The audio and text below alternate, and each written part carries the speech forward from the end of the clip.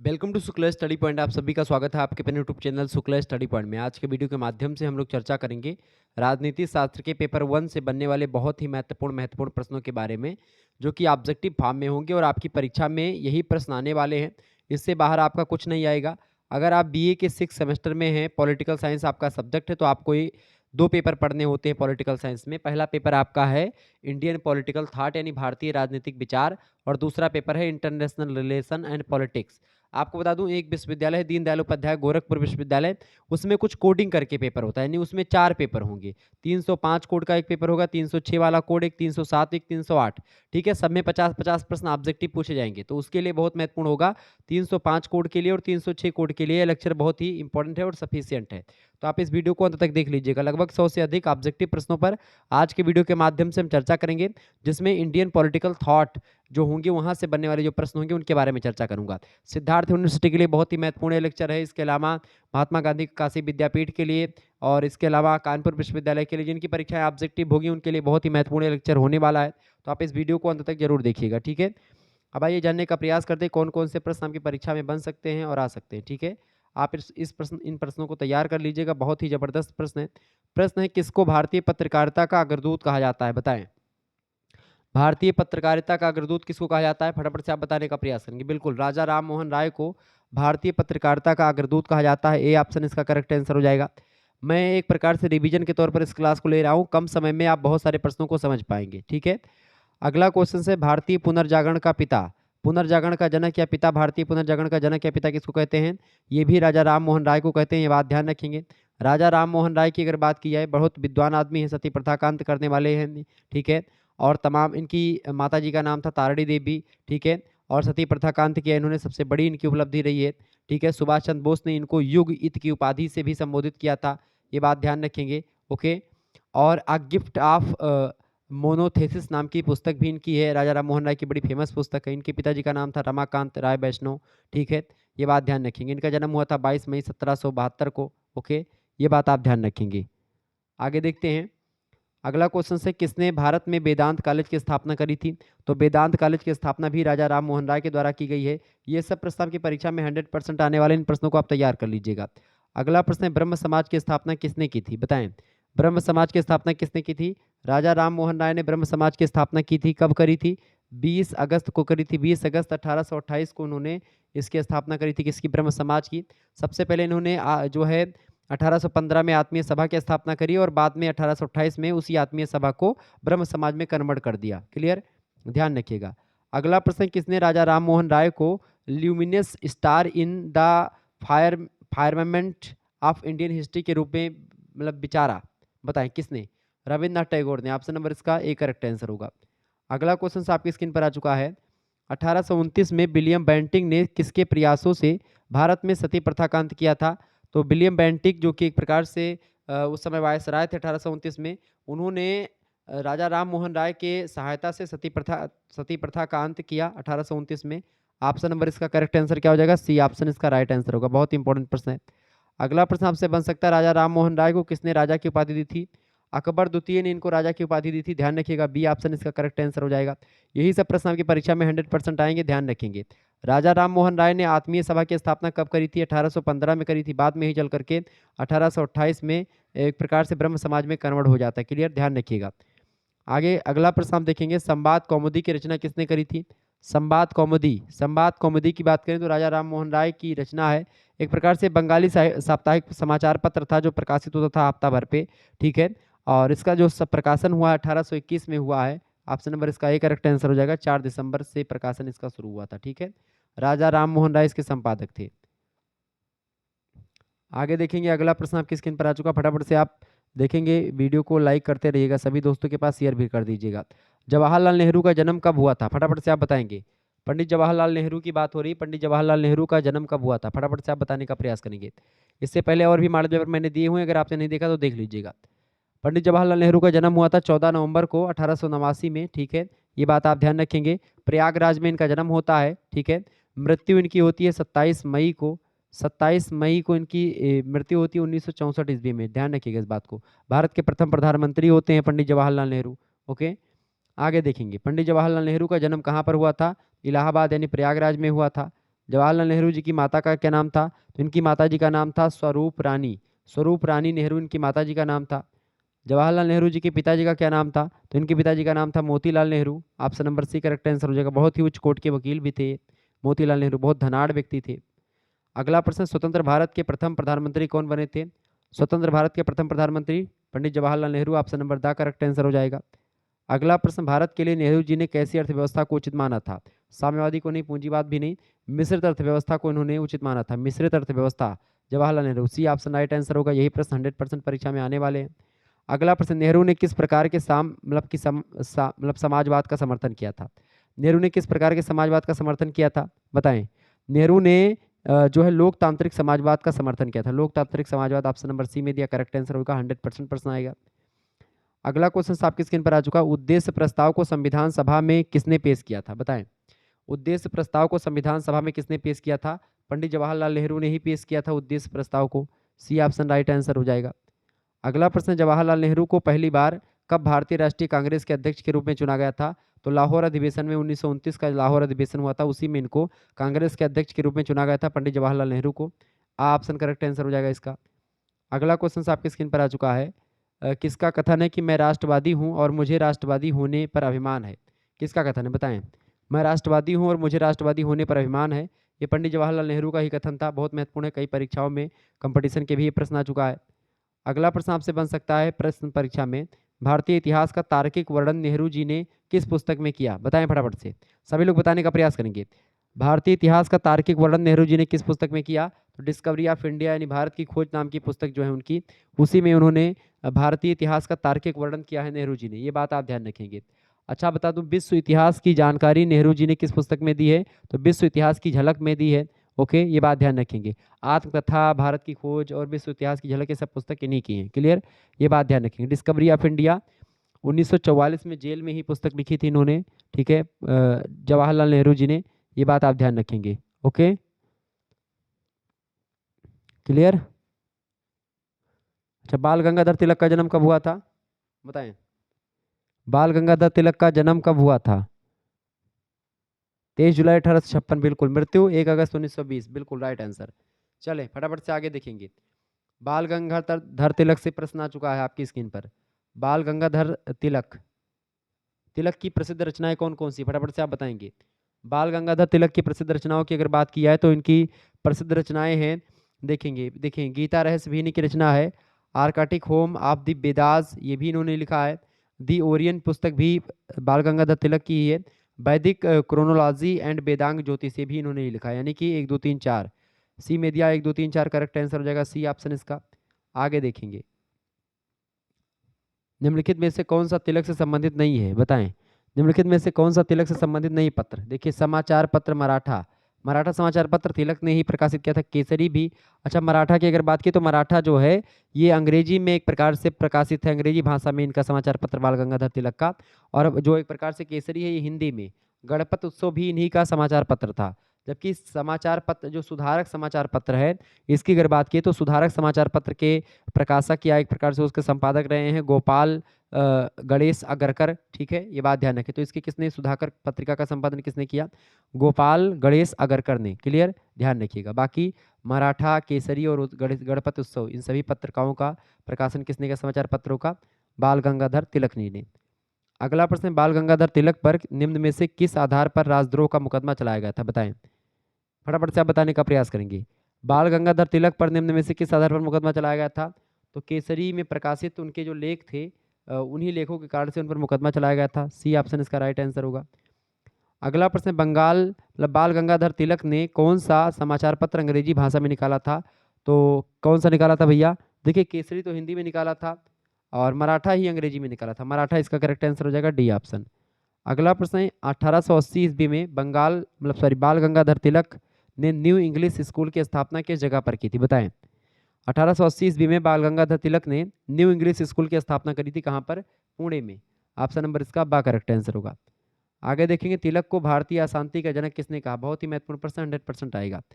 तिलक को भारतीय अशांति का जनक किसने कहा? ये किसने कहा था? वैलेंटाइन सिरोल ने कहा था। वैलेंटाइन सिरोल वो व्यक्ति हैं जो कि लंदन टाइम्स के संपादक थे। ये लंदन टाइम्स एक पत्रिका थी, उसके संपादक हैं, पत्र समाचार पत्र उसके संपादक थे वैलेंटाइन सिरोल। ठीक है, इन्होंने भारतीय अशांति का जनक कहा था बाल गंगाधर तिलक जी को। अगला क्वेश्चन से, बाल गंगाधर तिलक का निधन कब हुआ था? इनका निधन कब हुआ था? 1 अगस्त 1920 को हुआ था। 1 अगस्त 1920 यहाँ पर कहीं दिया नहीं है। ठीक है, यहाँ पर 21 अगस्त हो गया, गलत हो गया, यहाँ पर 1 अगस्त कर लेंगे। ठीक है, 1 अगस्त 1920 को इनका देहांत हुआ था। जन्म कब हुआ था? इनका जन्म हुआ था 23 जुलाई को। कब हुआ था? 23 जुलाई को इनका जन्म हुआ था 1856 में। क्लियर? आगे देखेंगे। गुलामगिरी पुस्तक के लेखक, फटाफट से आप बताने का प्रयास करेंगे। बताएं भैया, फटाफट से आप बताने का प्रयास करेंगे। गुलामगिरी पुस्तक किसने लिखी है? सावित्रीबाई फुले, कविताबाई फुले, ज्योतिबा फुले, या इनमें से कोई नहीं? गुलामगिरी पुस्तक को लिखा ज्योतिबा फुले ने। किसने लिखा है? ज्योतिबा फुले ने लिखा। सी ऑप्शन इसका राइट आंसर होगा। सत्यशोधक समाज की स्थापना किसने करी है? सत्यशोधक समाज की स्थापना किसके द्वारा करी गई? ज्योतिबा फुले के द्वारा करी गई। सत्यशोधक समाज की स्थापना किसके द्वारा? ज्योतिबा फुले की के द्वारा सत्यशोधक समाज की स्थापना की गई। कब की गई थी? 24 सितंबर को की गई थी, 24 सितंबर 1873। ठीक है, ध्यान रखिएगा। क्लियर? आगे बढ़ा जाए। अगला प्रश्न, इससे पहले एक दो मॉडल पेपर और भी मैंने दिए हैं, तो आप लोग देख लीजिएगा। ओके, 19वीं शताब्दी में स्त्रियों के विषय में लेखन करने वाली लेखिकाओं में किसका नाम अग्रणी है इनमें से? तो इनमें से ताराबाई शिंदे, शर्मिला रेगे, मीरा कोसाम्बे या रामाबाई। देखिए, इनमें सभी एक प्रकार से 19वीं शताब्दी की स्त्रियों में के विषय में लेखन करने वाली महिलाएं हैं, लेकिन इनमें सबसे अग्रणी जो नाम है वो ताराबाई शिंदे का लिया जाता है। इसका ए ऑप्शन करेक्ट आंसर हो जाएगा, Tarabai Shinde right answer. Next question है, स्त्री पुरुष की तुलना, एक पुस्तक है स्त्री पुरुष की तुलना, इस पुस्तक को लिखा ताराबाई शिंदे ने। Option number C correct answer होगा, 100% परीक्षा में आएगा। अगला क्वेश्चन है, ताराबाई ने स्त्री पुरुष तुलना नामक पुस्तक कब लिखी? स्त्री पुरुष तुलना पुस्तक जो लिखी है ये 1882 में इस पुस्तक का प्रकाशन हुआ था। किस भाषा में पुस्तक का प्रकाशन हुआ? अगर आपसे ये पूछे तो मराठी भाषा में इस पुस्तक का प्रकाशन हुआ था। ठीक है, आगे देखेंगे। अगला प्रश्न, किसने कहा कि ईश्वर अंग्रेजी शासन की प्रणाली ही कायम रखें? बताएं, किसने कहा था कि ईश्वर अंग्रेजी शासन की प्रणाली ही कायम रखें? तो ताराबाई शिंदे ने ही कहा था इस कथन को। Option number C correct answer हो जाएगा। ताराबाई शिंदे का जन्म कब हुआ था? इनका जन्म 1850 ईस्वी में हुआ था। मृत्यु कब हुई थी? 1910 में। क्लियर, ध्यान रखिएगा। ताराबाई शिंदे के पिताजी का क्या नाम था? इनके पिताजी का नाम था बापूजी हरि शिंदे। बापूजी हरि शिंदे की पुत्री थी ताराबाई शिंदे। नेक्स्ट प्रश्न, ताराबाई शिंदे किस प्रांत से थी? महाराष्ट्र प्रांत से थी। Option number B correct answer होगा। अगला प्रश्न, ताराबाई शिंदे ने निम्न निम्न जाति की लड़कियों के लिए स्कूल कब खोला था? ताराबाई शिंदे ने निम्न जाति की लड़कियों के लिए स्कूल 1848 में खोला था। ऑप्शन नंबर इसका सी राइट आंसर हो जाएगा। ओके, सॉरी, एक मिनट।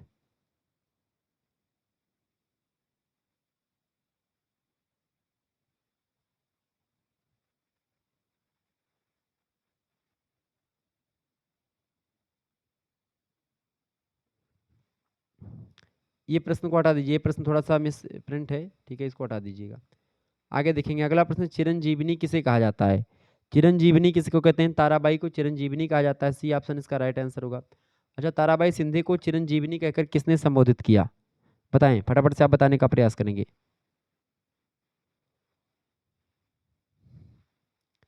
किसने किया था? ज्योतिबा फूले ने। D option. अगला प्रश्न आपकी स्क्रीन पर आ चुका है, फटाफट से आप लोग देखने का प्रयास करेंगे। वीडियो को लाइक और शेयर कर दीजिएगा। बहुत ही कम समय में बहुत ही तीव्र गति से मैं सारी चीज़ों को आपको बता रहा हूँ।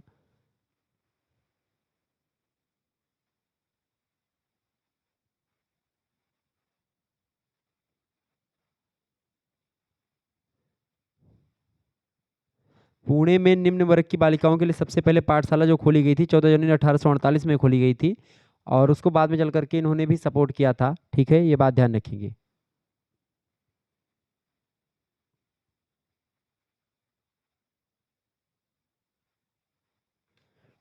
आगे देखेंगे। अगला क्वेश्चन आपकी स्क्रीन पर आ चुका है। अच्छा, ज्योतिबा फूले की बात की थी, उनका जन्म कब हुआ था? ज्योतिबा फूले का 1827 में इनका जन्म हुआ था, 11 अप्रैल को। ठीक है, सत्यशोधक समाज की स्थापना 1873 में करी थी ज्योतिबा फूले ने। ओके, आगे देखेंगे। अगला क्वेश्चन आपकी स्क्रीन पर आ चुका है। मनुष्य की सभी, बताएं, मनुष्य की सभी वस्तुओं का मापदंड, मतलब मनुष्य की सभी वस्तुओं का मापदंड है, ये किसने कहा? एम एन राय ने कहा था। ठीक है, मानवेंद्र नाथ राय। नेक्स्ट प्रश्न, the problem of freedom the problems of freedom पुस्तक किसने लिखी है? तो एम एन राय ने लिखी है। पुस्तक बड़ी फेमस है, परीक्षा में आ सकती है। अगला क्वेश्चन आपकी स्क्रीन पर आ चुका है। एम एन राय ने गांधी के चरखे के अर्थशास्त्र पर क्या टिप्पणी की थी? उन्होंने उसको प्रतिगामी अर्थशास्त्र कहा था। ऑप्शन नंबर इसका डी राइट आंसर होगा। अगला प्रश्न, इंडिया इन ट्रांजिशन 1922 में इस पुस्तक का प्रकाशन हुआ, किसने लिखी है? एम एन राय ने लिखी है। इसका बी ऑप्शन राइट आंसर होगा। अगला प्रश्न, नव मानवतावाद की संकल्पना न्यू ह्यूमनिज्म आ मैनिफेस्टो किससे संबंधित है? न्यू ह्यूमनिज्म ए मैनिफेस्टो ये संबंधित है एम एन राय से। Option number C correct answer होगा। एम एन राय के अनुसार नव मानवतावाद दर्शन का आधार क्या है? नैतिकता और स्वतंत्रता, ये दोनों आधार हैं। सी ऑप्शन राइट आंसर होगा।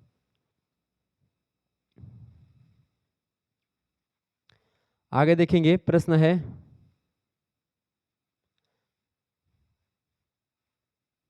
भारतीय समाजवादी दल का निर्माण कब हुआ था? भारतीय समाजवादी पार्टी नहीं, दल। ठीक है, तो भारतीय समाजवादी दल का जो निर्माण हुआ था 1955 में हुआ था। Option number C right answer होगा इसका। राम मनोहर लोहिया की पुस्तकें कौन सी है? देखें, ये तीनों पुस्तकें उन्हीं की हैं, बड़ी फेमस हैं। Marx Gandhi and socialism, Karl Marx Gandhi and socialism, इस पुस्तक को किसने लिखा? राम मनोहर लोहिया ने। व्हील ऑफ हिस्ट्री भी इनकी पुस्तक है, और साल्ट सत्याग्रह भी ये राम मनोहर लोहिया की पुस्तक है। बड़े अच्छे सोशलिस्ट समाजशास्त्री हैं।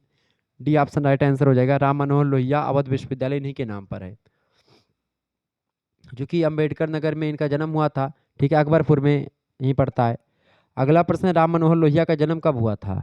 राम मनोहर लोहिया का जन्म 23 मार्च को हुआ था 1910 ईस्वी में। ठीक है, मृत्यु कब हुई थी? 12 अक्टूबर को 1967 ईस्वी में इनकी मृत्यु हो जाती है। ये बात आप ध्यान रखेंगे। ओके, राम मनोहर लोहिया लोकसभा के सदस्य कब बने थे? 1963 में बने थे। ये बात आप ध्यान रखेंगे, परीक्षा की दृष्टि से महत्वपूर्ण है। इसके अलावा कांग्रेस समाजवादी पार्टी का गठन कब किया गया था? 1934 में किया गया था। अच्छा, ये बताएं कि 1944 में मई के महीने में डॉक्टर राम मनोहर लोहिया को गिरफ्तार किया गया था। किस जेल में भेजा गया था गिरफ्तार करके? लाहौर जेल में भेजा गया था। क्लियर। आगे देखें, राम मनोहर लोहिया का जन्म कब हुआ था? तो वही जन्म हुआ था 23 मार्च 1910। राम मनोहर लोहिया की माता का क्या नाम था? इनकी माता जी का नाम था चंदा। ठीक है, और इनके पिताजी का नाम था हीरालाल। अगला क्वेश्चन से, राम मनोहर लोहिया का जन्म उत्तर प्रदेश के फैजाबाद जिले के किस गांव में हुआ था? तो अकबरपुर गांव में इनका जन्म हुआ था। ए ऑप्शन राइट आंसर होगा। अगला क्वेश्चन है, भारत में समाजवादी विचारधारा को लोकप्रिय बनाने का श्रेय किसे जाता है? बताएं। भारत में समाजवादी विचारधारा को लोकप्रिय बनाने का श्रेय किसे जाता है? फटाफट से आप बताएंगे। किसको जाता है? राम मनोहर लोहिया को जाता है। Option number A correct answer होगा। राम मनोहर लोहिया ने अपने राजनीतिक जीवन का आरंभ किस दल से किया था? तो इन्होंने भारतीय राष्ट्रीय कांग्रेस से किया था। ऑप्शन नंबर इसका बी करेक्ट आंसर हो जाएगा। आगे देखेंगे, भारत छोड़ो आंदोलन के दौरान डॉक्टर राम मनोहर लोहिया ने किसके साथ मिलकर के कांग्रेस रेडियो की स्थापना करी थी? तो उषा मेहता के साथ मिलकर के इन्होंने कांग्रेस रेडियो की स्थापना करी थी। सी ऑप्शन इसका राइट आंसर हो जाएगा। आगे देखेंगे, अगला क्वेश्चन आपकी स्क्रीन पर आ चुका है। प्रश्न है, अरविंद घोष बड़ौदा से अपनी नौकरी छोड़ करके कब सक्रिय राजनीति में कि कूदे थे? बताएं। इन्होंने अरविंद घोष बड़ौदा से अपनी पढ़ाई कब छोड़ी, और इन्होंने कब एक प्रकार से नौकरी छोड़ करके राजनीति में कूद पड़े? तो वो था 1906 ईस्वी। Option number A correct answer होगा। अगला प्रश्न, पांडिचेरी का संत किसको कहा जाता है? अरविंद घोष को ही पांडिचेरी का संत कहते हैं। ए ऑप्शन राइट आंसर होगा इसका।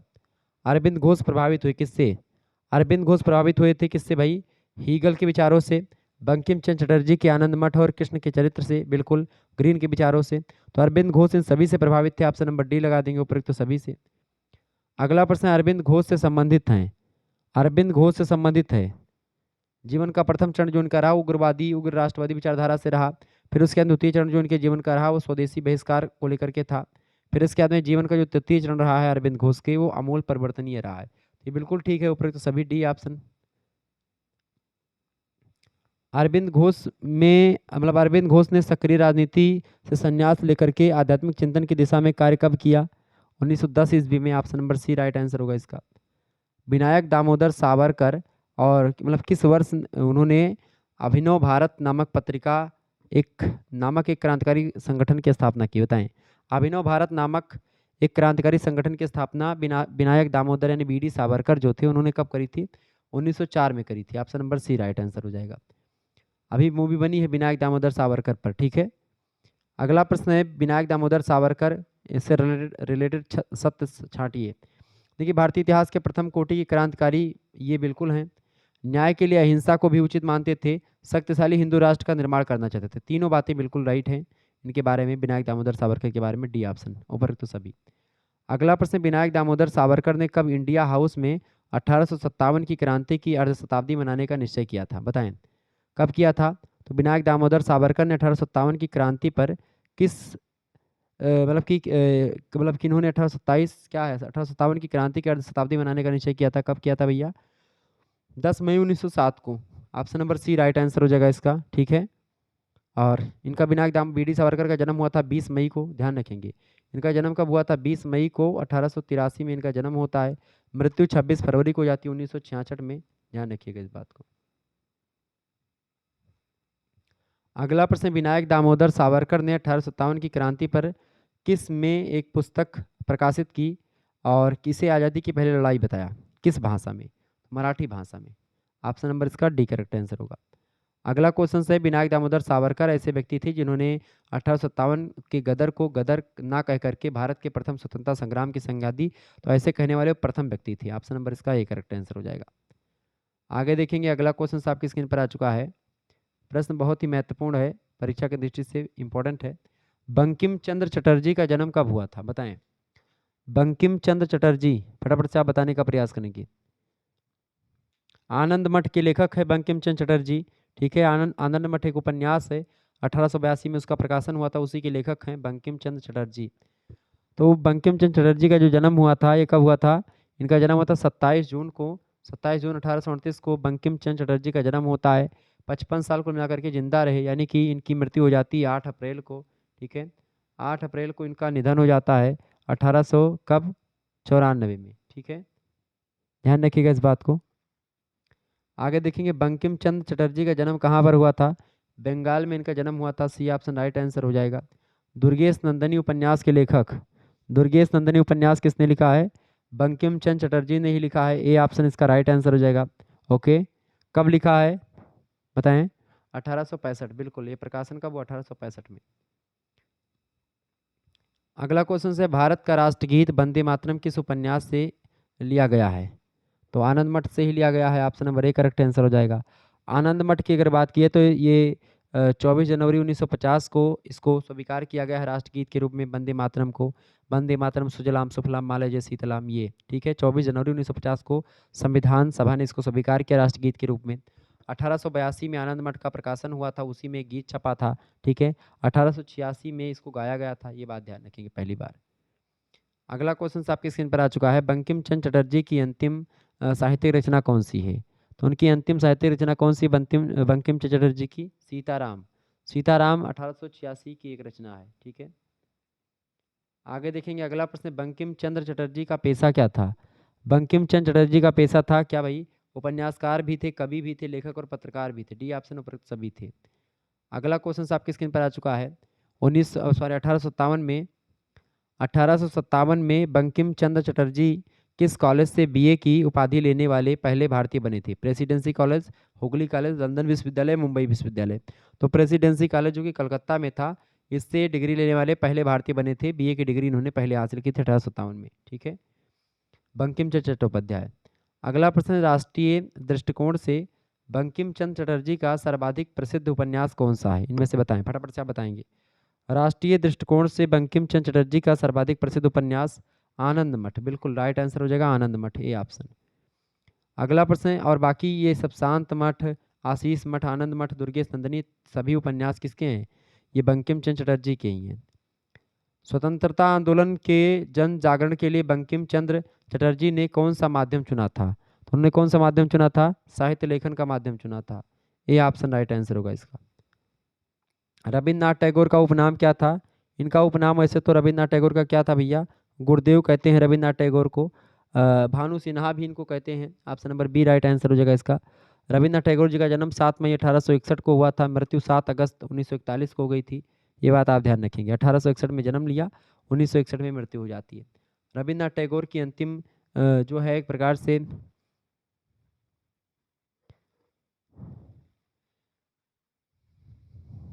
रविन्द्रनाथ टैगोर की अंतिम कविता कौन सी थी इनमें से बताएं, गीतांजलि, मोहेश, या आबल तबल, या शेषर कविता। देखें, इनकी जो सबसे अंतिम कविता है वो है शेषर कविता। शेषर कविता 1929 में एक प्रकार से इसका प्रकाशन हुआ है।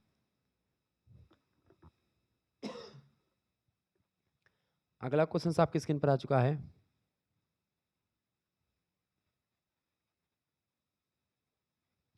देखिए, टैगोर ने किस माध्यम से चित्रण किया है?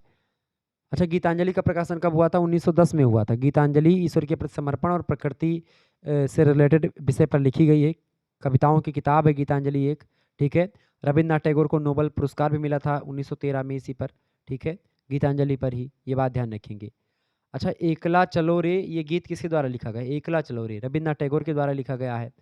रविन्द्रनाथ टैगोर ने विश्व भारती विश्वविद्यालय की स्थापना भी की है। ओके, ये बात आप ध्यान रखेंगे। अच्छा, रविन्द्रनाथ टैगोर को नाइटहुड की उपाधि भी दी गई थी। जॉर्ज पंचम ने इनको नाइटहुड की उपाधि दी थी 1914 में। क्लियर, ये बात आप ध्यान रखेंगे। और इन्होंने ललित कला अकादमी ने रविन्द्रनाथ टैगोर के कितने चित्रों का एल्बम तैयार किए करवाया है? तो 40 चित्रों का एल्बम तैयार करवाया है। रविन्द्रनाथ टैगोर की अगर बात की तो इनके टैगोर ने किस माध्यम से चित्रण किया है? तो इनका जो माध्यम था पेस्टल, और इसके अलावा ड्राई पॉइंट और जल रंग, ये सब होते थे। ऑप्शन नंबर इसका बा करेक्ट आंसर होगा। पेंटर भी थे, मतलब ये चित्रकार थे अच्छे। रविन्द्रनाथ टैगोर ने कितने चित्र बनाए थे? लगभग 2500 से अधिक चित्र इन्होंने बनाए थे। Option number B right answer होगा इसका।